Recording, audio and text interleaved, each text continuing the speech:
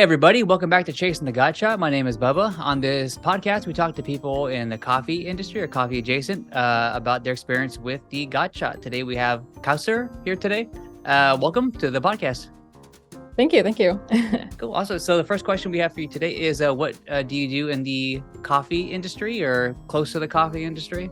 Yeah. Hey, so my name is Kauser. I'm senior software engineer and a coffee and tech content creator. So I create coffee content on Instagram, and my goal is basically to share latte art tips, specialty coffee education, and really share the message of having a growth mindset. I think especially for us home baristas, home coffee enthusiasts, sometimes things can be challenging. So I want to make sure people know it's okay to make mistakes, and then we share our learnings and then grow from it. I also participated in Digitution, which is an online coffee competition hosted by Glitter Cat Barista. And so that organization basically, they're working on reimagining the coffee industry by sharing access to resources, sponsoring mentorship for those in underrepresented coffee in the coffee industry. So I'm happy that as a home barista, I was able to participate and get that coffee education because it really helped provide a deeper appreciation for everything. So that's actually pretty cool. I've never heard of that before. I'm gonna look into that after the interview. Yeah, no, they're super cool, and I really appreciate them so much. Yeah. Awesome. So talking about the God Shot, what's your personal definition of a God Shot? Oh, yeah. So for me, when I drink, the rare times when I have had a God Shot, I basically, when I sipped on it, it's basically as if like everything pauses, because we're drinking our espresso or coffee or whatever, and we're like on the go, but no, you like pause. For me, my experiences of a God Shot is like it's smooth, it's creamy, not too bitter, not too sour, but it's something special. Like there's a depth to it, and sometimes you can't really articulate it, but like it feels special. And one thing I've just been also reading about it too, because I'm curious, like what is a God Shot, right? And it really differs for everyone. Like what might be something that I found nice and pleasant might not be to someone else, but I think that's okay, right? As long as you really like however that espresso tasted, like that's really good. Yeah, it's super subjective. It's crazy. Yeah. There's being able to travel, like I've been able to go different parts of the world, and like what our God Shot is here isn't the same for somebody who grew up in like Italy. Yeah, they're used to like the way darker, and they want like almost like a harsh roasty robusta hit. Yeah. For them, that's like heaven. I'm like, oh, that's so trippy. But yeah, it's super subjective. It's kind of cool. Yeah. Do you remember your first God Shot experience? Yeah. So I would say I feel like I've had espresso. I haven't had too much just like espresso on its own, but I had really good espresso in like milk-based drinks. So I will say my first God Shot, I guess, just espresso has also been my most recent one. Oh, really? Wow. Well, I mean, pretty like cool. in a coffee shop. So I mean, I like, although I do make espresso at home, I guess for me, it's like the experience I had at the coffee shop. It was in Florida. It's called CFS Coffee. It was just, I was looking for like a local coffee shop, and they happened to be open. So when I think, and part of me is wondering, like, is it just because of the ambience of the coffee shop, the cute little cup, the saucer? But no, the taste was there. So when I sipped on it, like the crema was nice and smooth. It wasn't bitter at all. It was more on the acidic side, but it was like a good acidic. I think what I've started appreciating is having some acidity in coffee. And it was just very like sippable.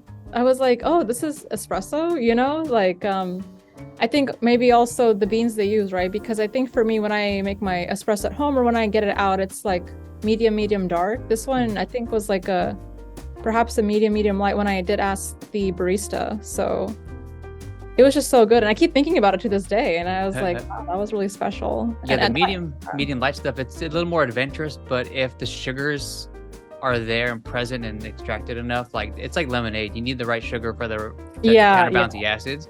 Yeah. But just having the acidity helps like bring out all the individual flavor characteristics and notes in the coffee, and that can be like a mind-blowing thing. So it's kind of cool you're able to experience it. Yeah. I was happy too, especially when traveling.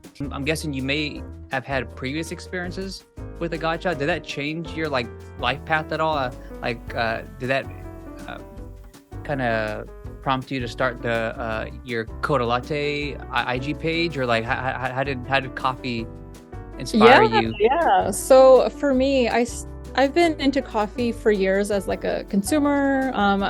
And I, especially during the pandemic, when I'm most used to getting coffee at the office or in coffee shops, right? So, or like an automatic machine at home. But when pandemic started, I got a French press, and then I had missed, because I would do latte at the office with our machines here, but I missed it during pandemic. End of 2020, I got my first espresso machine, the Revel Barista Express, and like I wanted to share the journey of like, oh, latte art, like this is how I do it. And you know, I was a beginner. I didn't know how to steam milk. I didn't know how to pull espresso, you know, but I wanted an outlet to share, you know, and I honestly didn't know the coffee community was that big, you know, when I started.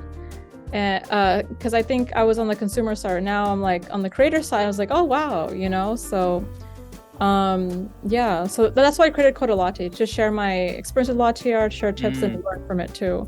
But with the God shot specifically, so when I drank that, it actually inspired me to start having espresso on its own, like at home. Because at home I would dial in espresso or have it in my like latte or something, but it really inspired me to actually like take the time and appreciate sipping on espresso at home. It's pretty cool. Yeah. The next another level of appreciation. Yeah. Yeah, it's funny because every time I go to like a familiar coffee shop, I'm like, okay, let me try the espresso because I want to experience that. But then I end up going with the familiar drinks. Oh, really? Yeah. Just, I mean, because it's like your favorites, right? But it's definitely made me appreciate espresso a lot more. And that getting that like precision and that experience with that, it's like, oh, how can I replicate it at home? The best way that I can, right? Yeah. So it's hard too, because I'm not sure if you're probably used to dialing espresso, but like sometimes you can go through pounds of coffee. Oh yeah, just to get it, and to be a home kind of barista and spend that much money just to dial in a shot. It's chunky. That's why you go to places that do it for you. Yeah, I do it easy. Yeah. So yeah, that's what I'm saying. Like and also I like to try like a lot of like different beans too. So I think what might work for one set of beans, as you know, like won't work for other ones. And I think for me, it's like you get to a point where like, okay, it's drinkable, but like I can do better, you know? Yeah. So do you have any roasters? I think you talked about one in Florida. Do you have any other spaces, roasters or coffee shops that you think people can find like the next God shot experience? Yeah. So with that one, I like with the Florida shop, I like the in coffee shop experience. I can't speak about their beans for home, but for like the beans for home that I can speak about, also in-person coffee shops around us, is definitely Chromatic Coffee in San Jose. Yeah, there's always solid. Top faves, yeah. And Nirvana Soul, also in San Jose, and Cupertino. Those are my like go-to, you know. So yeah, I would definitely encourage people to try them out. Have you had Chromatic's decaf espresso? Oh, I have not had that. I started doing a lot of decaf. Super hard to find a really good decaf. They have one of the best decafs that I've ever had in my life. Oh yeah, it's like God shot level for decaf. Yeah. It's really hard to find those. People usually just buy like normal decaf kind of coffee, but they actually took the time to find a really, really good one. Yeah. If you're ever there next, you should check it out. It's pretty legit. Awesome. Yeah, I'll check it out. I think also because I don't think I've had a decaf espresso shot that I like. Yeah, people don't really do it often. I'm excited to try this one then. Yeah, you gotta tell them they probably need to tweak it up a little bit before you try it. But it's pretty cool. Yeah. So how can people get a hold of you, learn more about Coda Latte and kind of what you're doing there? Yeah. So of course, y'all can check me out on Instagram at Coda Latte. It's CODEALATTE. I'm on Twitter too. Let's see. I'm on LinkedIn, but definitely Instagram's the way to go if you want to reach me. So awesome. Thanks so much. Perfect. Yeah, thanks for taking a couple minutes out of your day to sit and kind of chat with me and tell us about your experience with a God shot and stuff. So I really appreciate it. Thank you. Yeah, thanks for having me on. And now I'm craving coffee, so I can't wait to have it tomorrow. And thanks everybody for watching or listening. And we'll make sure to leave all of the information we talked about in the show notes. Cool. Well, you have a good rest of your day. Talk to you later.